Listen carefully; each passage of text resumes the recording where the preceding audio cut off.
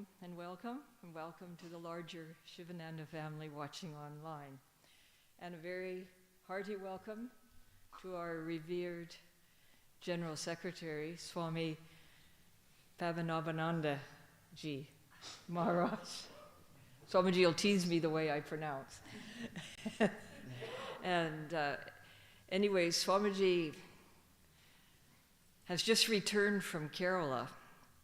So, you could imagine being General Secretary is a very heavy job description, and also traveling. And so we're very fortunate to have him to speak to us face to face this year. And Swamiji is one of his really unique contributions to our talks and to all of us is that Swamiji studied in the very traditional way the scriptures, one-to-one, with a guru. In the forest, Swamiji? Yeah. In the forest? Did you study one-to-one with the guru in the forest? No. In a village. In a village, okay. In a village. And so it adds something very unique to what Swamiji shares with us. And his talks are always just wonderful. So we're really looking forward to it, Swamiji, to hear you speak. Yeah. Oh.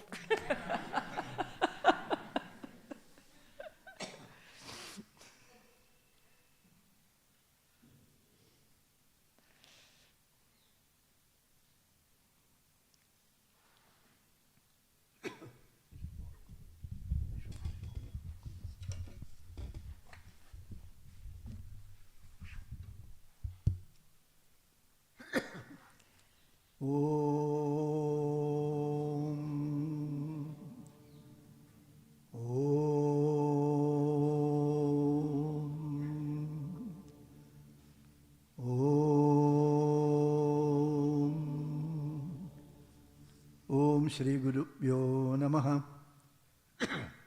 Harihi Om. Om Gungurubhyo Namaha.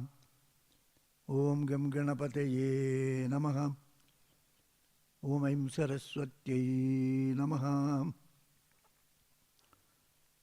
Om Gananam Tva Ganapatigum Havamahe Kabim Kabinam Upamasravastamam Jeshtarajam Brahmanam Brahmanaspadana Shrinman Udibisi Dasadanam. Om Shri Mahaganapataye Namaha.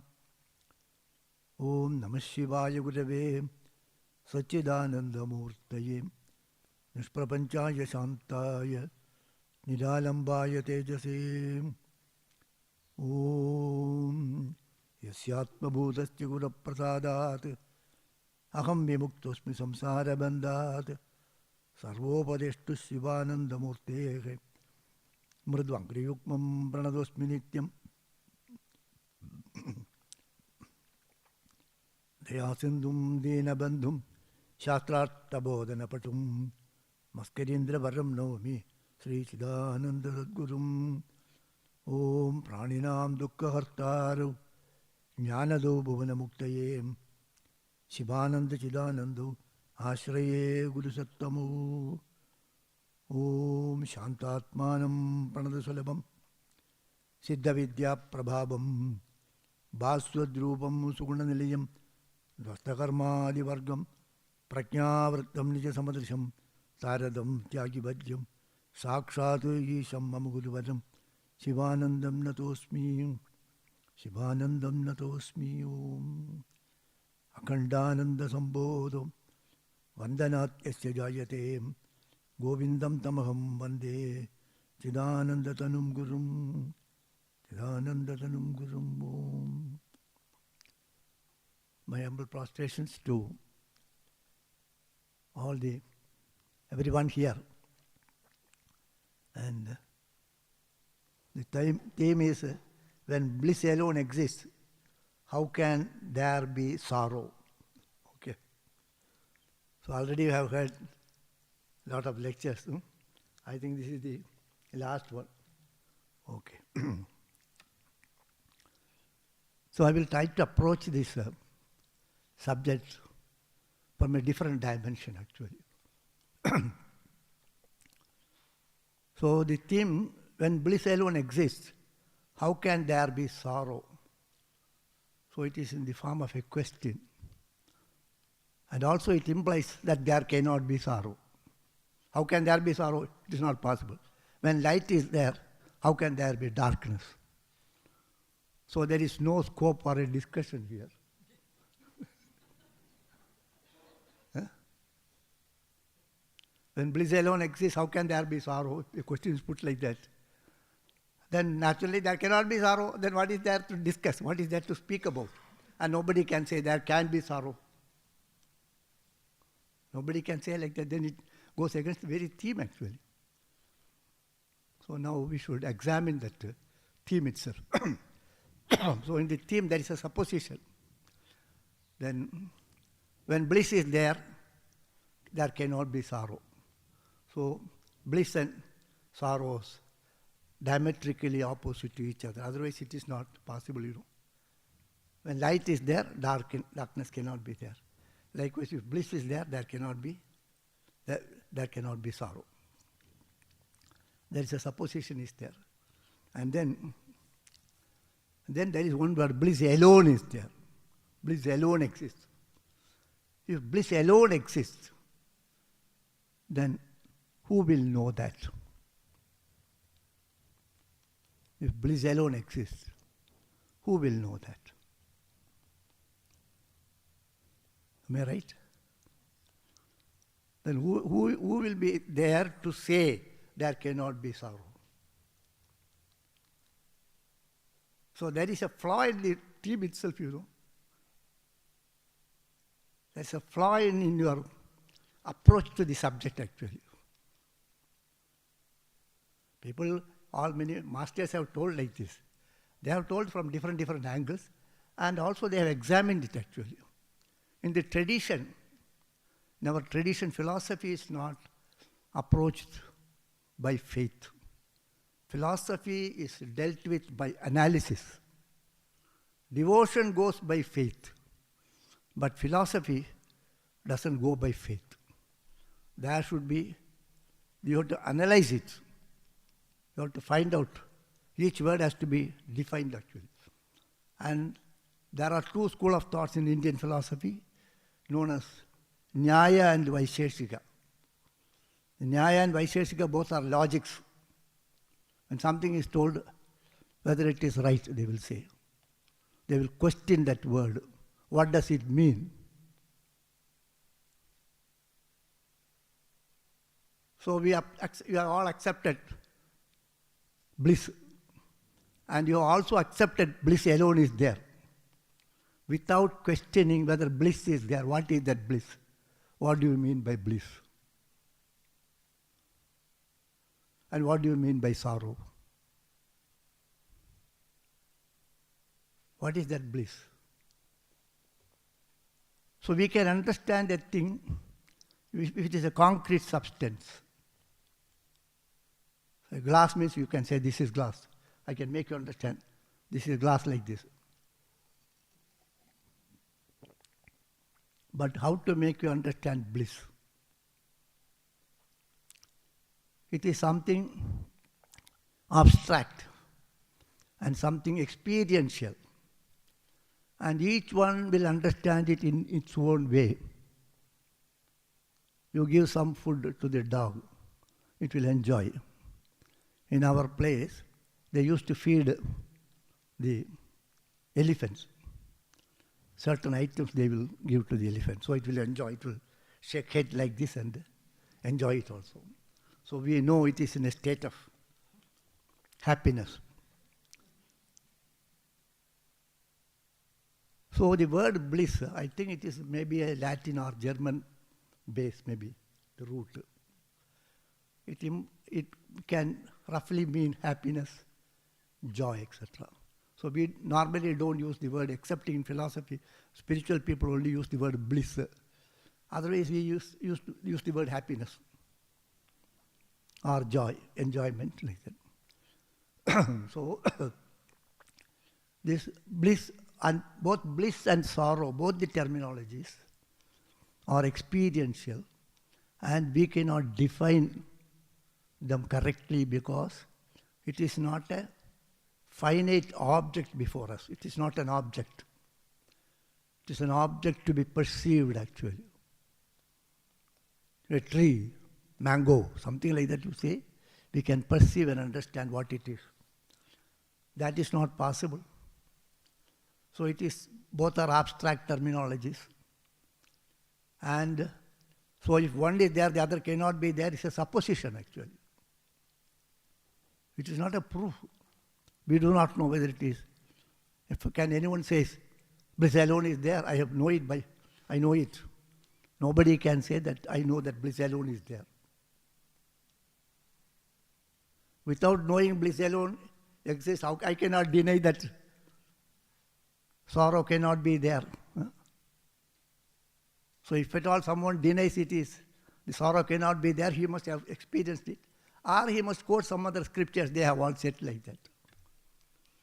Even if they have said like that, we have no intellectual understanding. The possibility of understanding that intellectually is also very difficult. To understand happiness, what do you mean by happiness? I asked you the question. I'm happy. Swamiji, I stayed here. I'm very happy. Someone told me that I just asked whether the Christmas lunch was okay, whether the cake was good because I was not here. Oh, Swamiji, it was very nice, very good, we enjoyed, they said. And I did not ask him, what do you mean by that enjoyment? I also think like that, something pleasant feeling like that. So, this happiness and joy and all these terminologies, they have got, there is a gradation also. And it is something personal also. We cannot say what exactly. So defining those terminologies itself is very difficult. Okay. And so we will, instead of the word, we will take the word happiness because you all know what is to be happy and happiness, joy and all. For the time being, we will use the word happy. So people use the word, I'm very happy.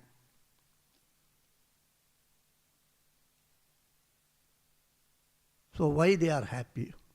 What made them happy? Can anyone, have you any time, you have used the word, I'm happy. Have you any time thought about this? What made you happy? What is the process required to be happy? How can I become happy? Or what do you do to make yourself happy? Have those things, have you any time thought about it? Happiness is a product of an activity. Happiness is a product, it's an effect of an activity.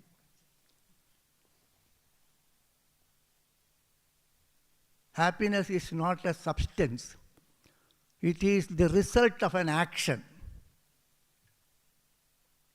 You yourself think about it. It is difficult to understand these terminologies, and unless you understand it, the subject, we cannot open up the subject. What makes you happy? I had a good lunch. So that process of eating is there. So there is a good lunch, then you go there. Why have you come here for this Christmas retreat? When you go to the ashram, it is very nice. We can spend the time happily. So all our activities, the moment you open your eyes, the day you are born, and the day we leave here, this place, whatever activity we do,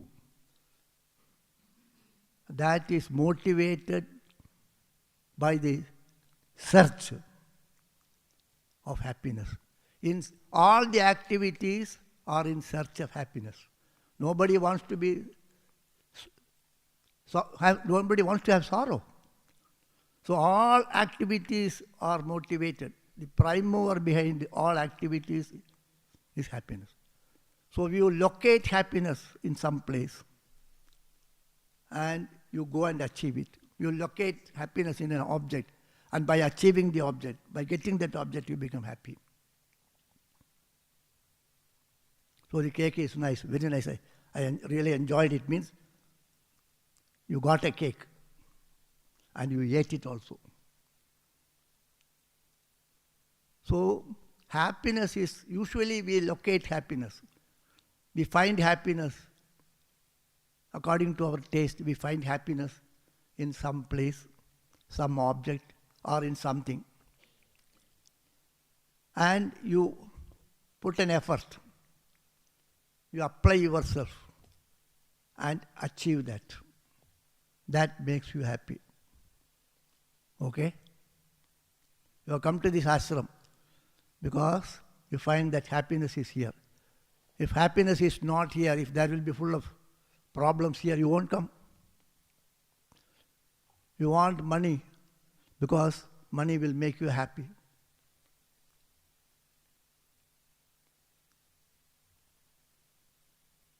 So we locate happiness in some object.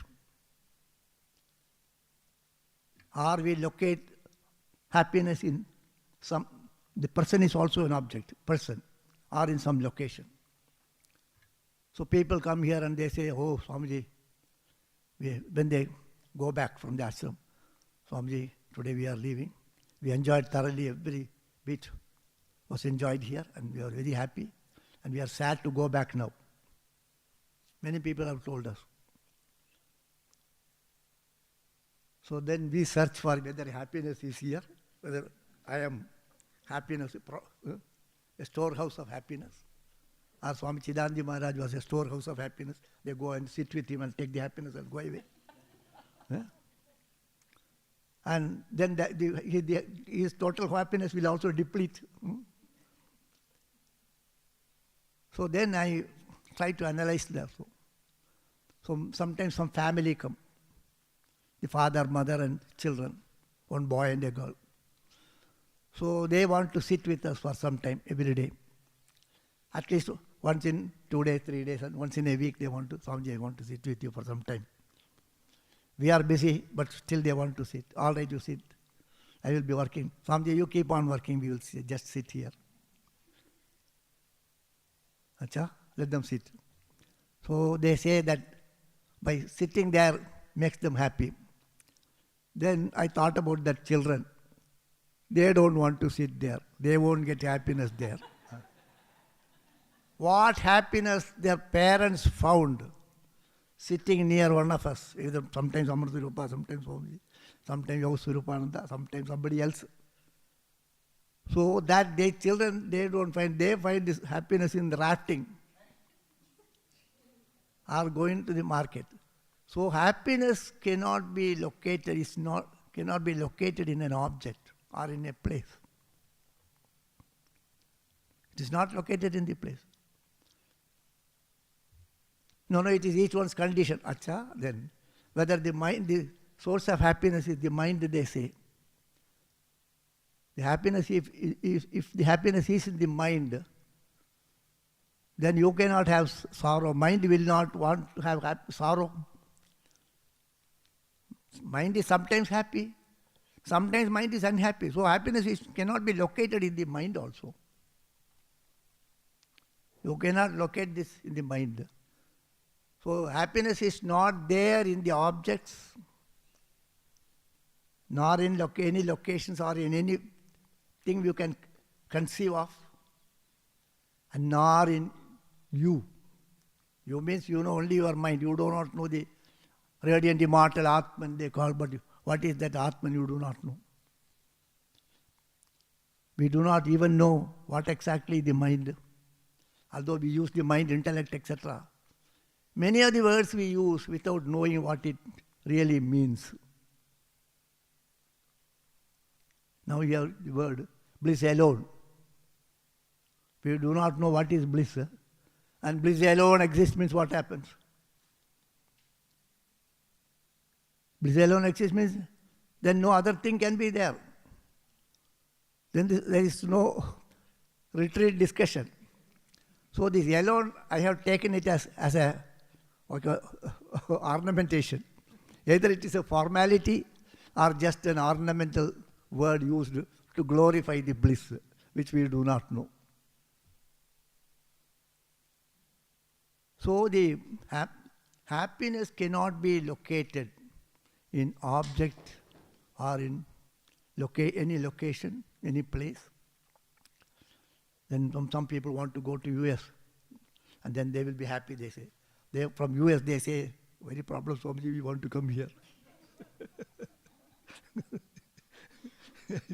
I do not know. Here there are so many people want to go to US and they want to come here. So it is not in any location or place, nor it is not even there in one's mind also. The mind is happy means temporarily the happy. Some mind got something to make itself happy. The mind is not a product of happiness. Our happiness is not something innate in the mind. Happiness is not innate in locations, in objects, in the mind also. Happiness, in fact, happiness is not there in any place actually. It is not there in any object. It is not there in any finite thing.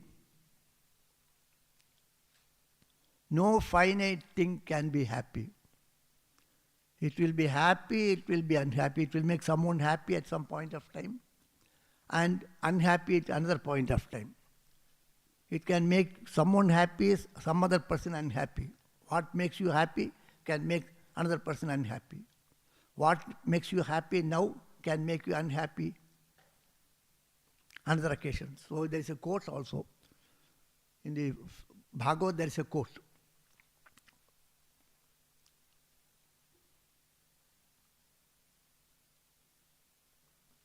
It's not coming in my mind. So the movement of the gods in Indian concept of gods means whatever we see, the rain, the sun, the moon, all are gods. So their movement sometimes make people happy, sometimes make people unhappy. Now, for example, the movement of sun.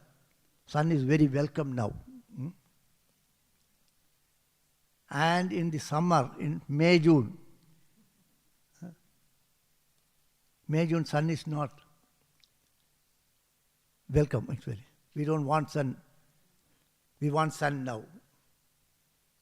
So, bhutanam devacharitam sukhaya cha dukkhaya cha sukhayaiva hi sadhunam twadrisam achyutatmanam. So, for the people, ordinary people, worldly people, the movement of the deities, the devatas, are for sometimes it makes them happy, sometimes it makes them unhappy. Sun makes us happy at some point of time, and another point of time it makes us unhappy. The rain, if it rains during summer, it is welcome, and little rain, it is okay. If it rains too much, continuously for 3 days, it rains dogs and cats. It rains a hell. We don't know when it will stop. So the rain god, the visit of rain god, the sun god and all these things, even that makes us happy, sometimes unhappy sometimes. But only one thing that makes always happy, they say. Sukhaya cha dukkhaya. Sukhayaiva hi sadhunam twadrisam achyutatmanam, they say. These saintly persons, their movement will always make them happy, they say.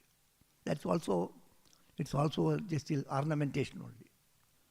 Some people may not have that happiness also.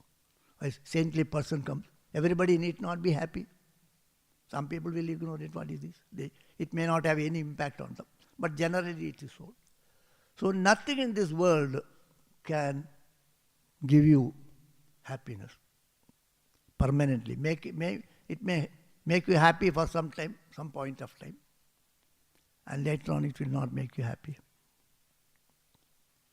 So, and there is a famous Upanishad quote which says that Nalpe sukhamasti. All finite things No finite things will make you happy. No finite thing can give us happiness permanently. Nothing in this world can give you absolute happiness. You think about it, whether anything can make you happy permanently, then you can achieve that. You'll find some method to achieve that. Nalpe sukumasti, bhuma vai sukum. That which is not finite, that which is infinite, that which is beyond all our concept, that which passeth all understanding. Especially I tell you, that which passeth all understanding.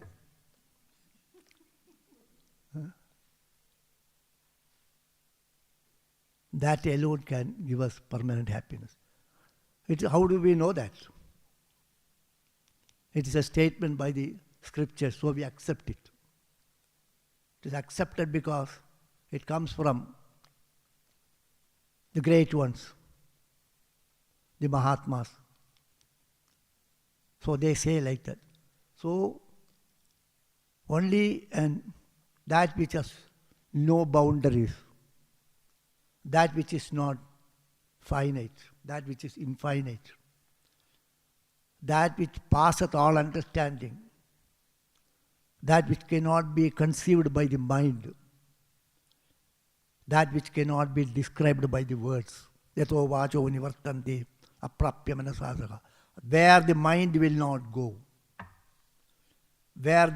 which the words cannot explain, that which is inexplicable, beyond all understanding, that alone can give us that absolute bliss.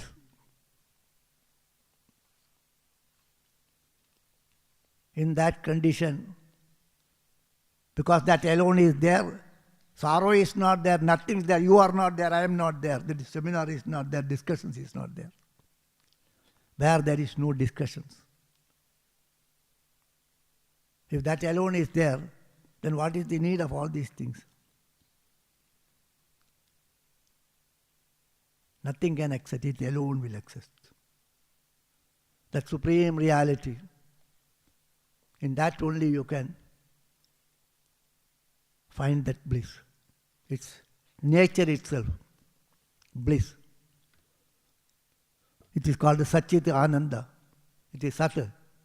It is existence. It is knowledge. And it is bliss. And it includes everything actually. It includes everything. Up to what time I have to go?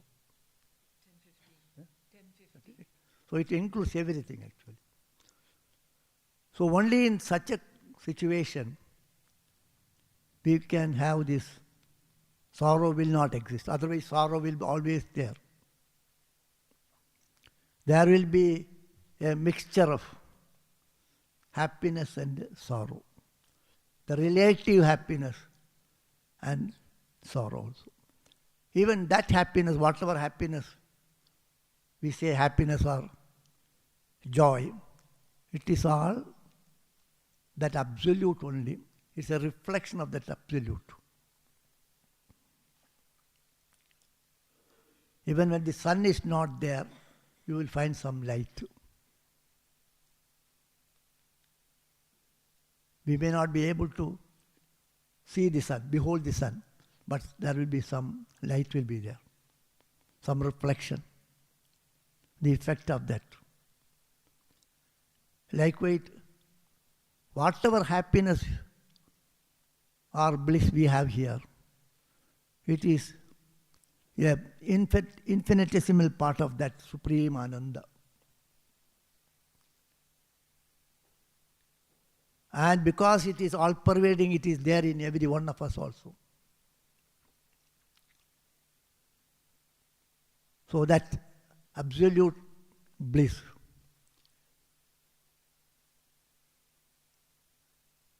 is there in everyone, everything here, not only every human being, it is there in the trees, in the plants, in the animals, in everything here.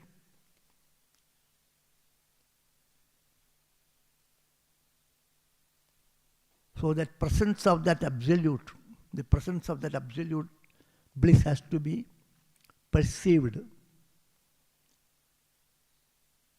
If you can perceive that, then there won't be any sorrow. Only in that condition we will not have sorrow. Bliss alone exists, should be felt actually. So that presence of that bliss, it is all pervading. It is not a finite thing. All finite things exist in that infinity only. All these things exist in that only. So if somehow we can understand this initially intellectually, and later on try to absorb that, and by some grace, if you are able to perceive that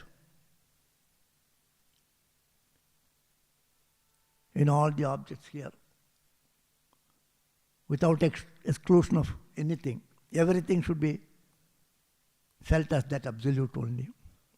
Feeling the presence of that supreme reality. Gurudev puts it as, let us behold thee in all these names and forms. If you make it God, then you have already a concept of God. That God will be there, if it is okay. But it is very abstract, In all these names and forms, even this bliss is also a name. Happiness is a name. Sorrow is a name. In that sorrow also you should be able to behold that bliss.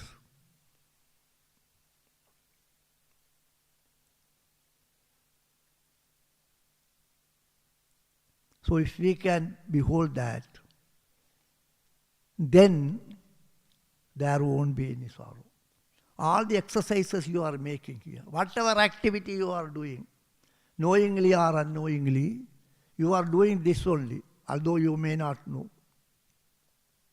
You may not know that you are searching for this. Even if you refute, I am not doing all these things, if you say that I am an atheist, then also you are doing that. Otherwise, why should you act? You are doing some activity. That activity, through that activity, you want to achieve happiness. That happiness is part and parcel of that only. Happiness is not existing outside that. When you say it is all pervading, it includes all the happiness, all the sorrow, all other things also. So knowingly or unknowingly, you are searching that only. And it is very unfortunate that you do not know that exists in you also. You don't search here, you search everywhere. Whether happiness is there, whether happiness is in the cake, or in the lunch, or in the money, or in some other things. So when it is very much here, we are searching outside also.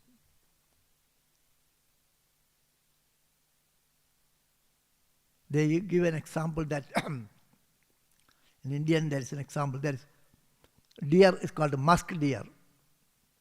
It has got a fine aroma. Musk deer. Deer, Deer, you don't understand? Deer. What do you say? Deer. Okay. So musk deer. So it has got an aroma. So it keeps on searching where from it comes like that. It comes from within actually.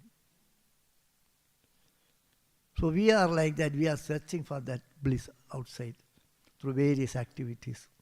Somebody may be doing something wrong, somebody may be doing something good.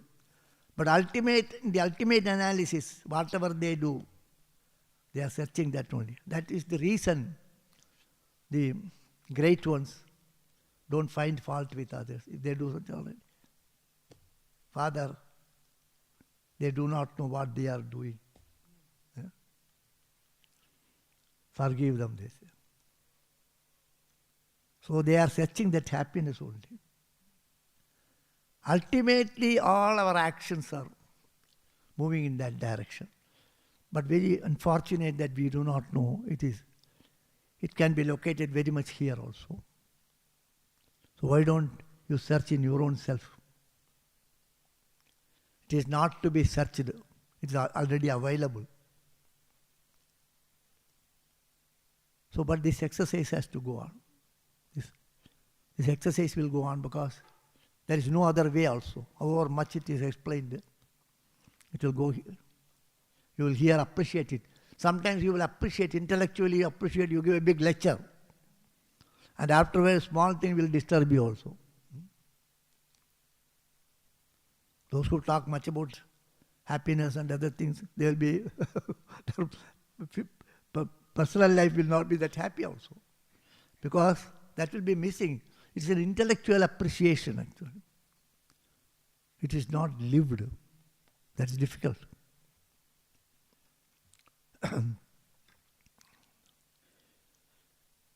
So I will conclude with a quote from the Bible actually. I have taken down especially for that. So what you have to do to experience that? There are similar passages, similar ideas in the Upanishads, but that may not be that easy for you. So I thought I will select something from the Bible, which is, the language is very simple, and the examples given, the parable is also very simple, so that you can understand. So this is being explained. Where is that happiness? Where is that absolute bliss? How to achieve it? And what is it? I said it cannot be defined because it is something experiential, but still we have to define. So they say that which is passeth all understanding. Then we explain it. We say it is inexplicable. By using the terminology inexplicable, you try to define that. That which is not definable, we say it is indefinable. So we are somehow or other we are defining that. Likewise, it is being defined with a small parable. So it is a quote from John, Saint John. A woman, she is in travail, has sorrow, because her hour is come. So a woman is in labor pain. So in the time of delivery, she will have too much pain also. So it's a woman, she is in travail, has sorrow. She has got sorrow because her hour has come. The time of delivery has come. So she is undergoing a lot of pain and there is sorrow. But as soon as she is delivered of the child, she remembereth no more the anguish for joy that a man is born in the world. So the labor pain has created so much pain and sorrow. But the moment the child is born, she has forgotten all the pain. It never comes to her memory. She never thinks about it. Why? Because the newborn has brought a joy that makes you to forget all that is past. It has wiped out the whole thing. Okay, what a beautiful example you see. It has wiped out this whole thing. So a woman, she is in travail, has sorrow because her hour has come.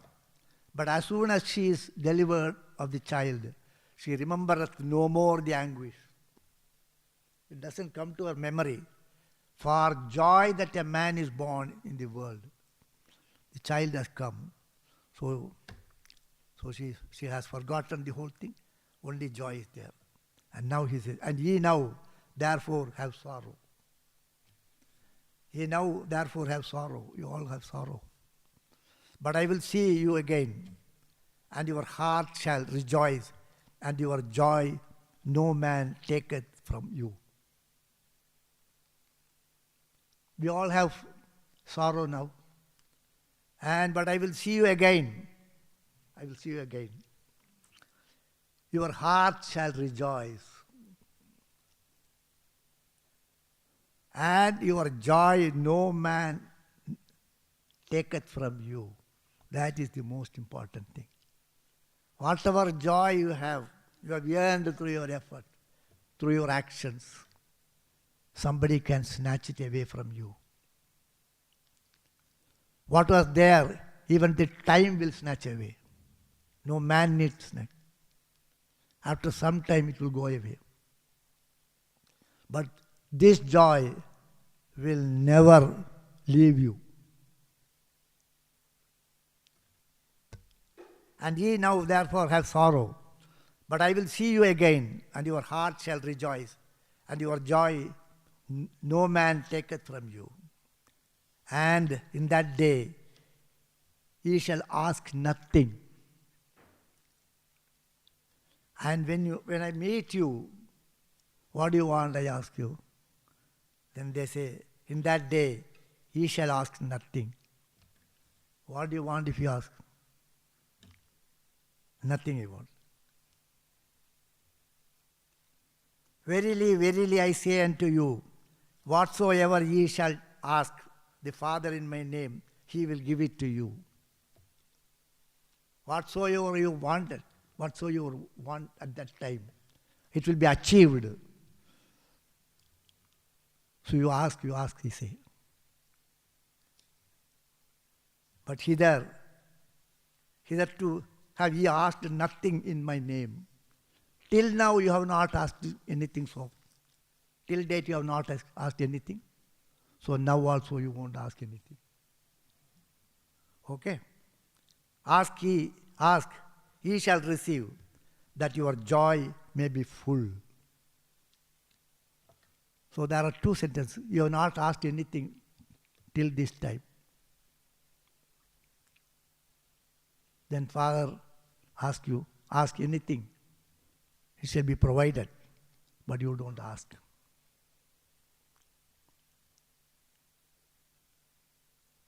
So only in that condition there won't be sorrow. So I will quote one Sanskrit sloka now.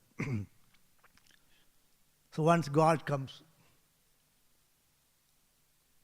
and asks you, what do you want? Whatever you provide. If I provide you full of problems, if I provide you sorrow, what will you do? If God asks you, if I give you pain, what will you do? No, God, please give me pleasure. No, such people will not say that. They say, Tvai prasanne kimiha parerna, Tvai aprasanne kimiha parerna. If you are happy with me, what more I need? If you are unhappy with me, then also I don't need anything. If you are happy with me, I don't need anything. That is enough for me. If you are unhappy with me, that is also fine. I don't need anything. I am happy with that. Then he gives an example. Tvai prasanne kimiha parerna, Tvai aprasanne kimiha parerna, Rakte virakte vare vadhunam, nirartaga kunguma patra bhanga. I do not know what you do in Europe and Canada and US. In India, I will say. A mother has got a baby, new baby.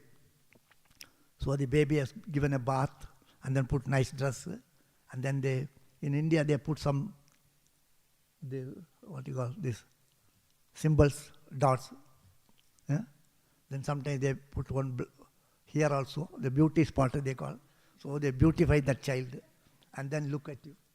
Oh, you are very cute, they say. Very cute, mother is very happy, you are very cute. Then puts it in the cradle and a little lullaby, the child sleeps.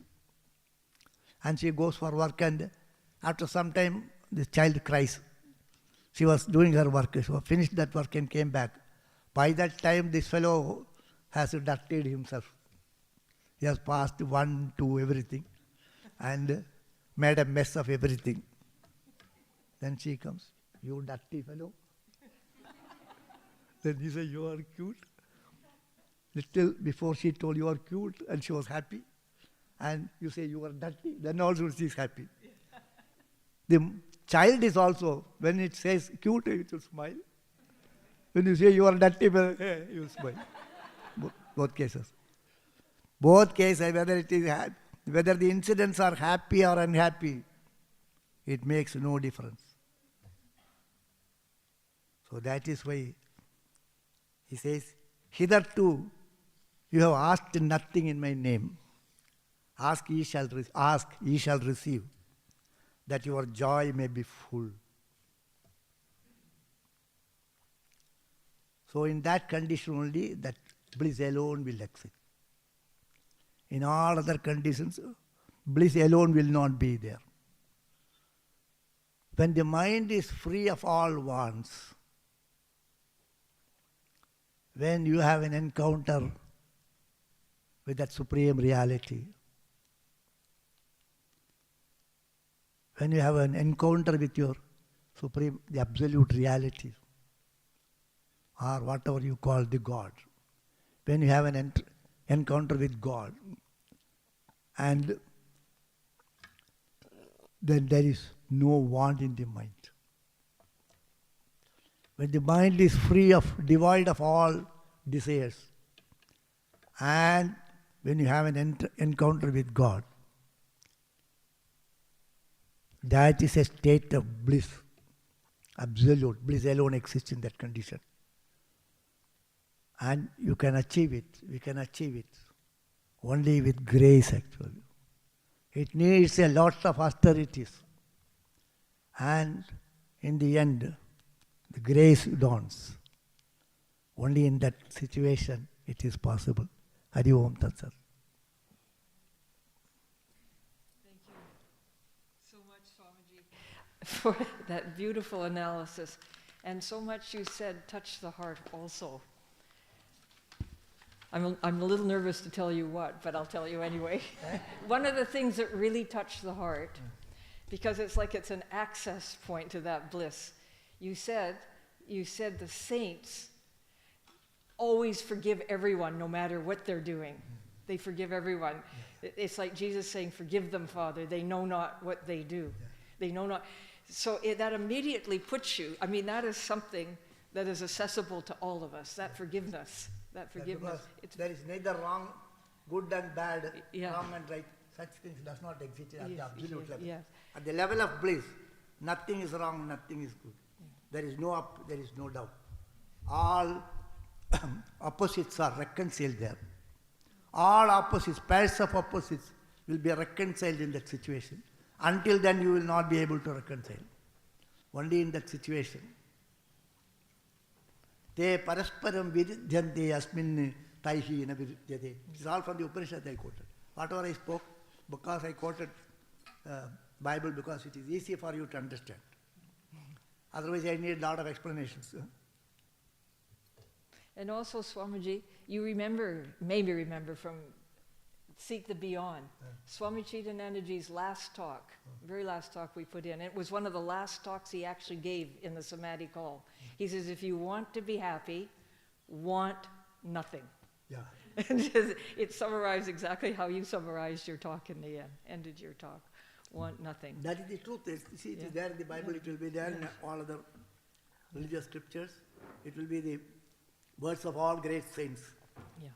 Okay, thank you. Thank you very much, Swamiji. It was, and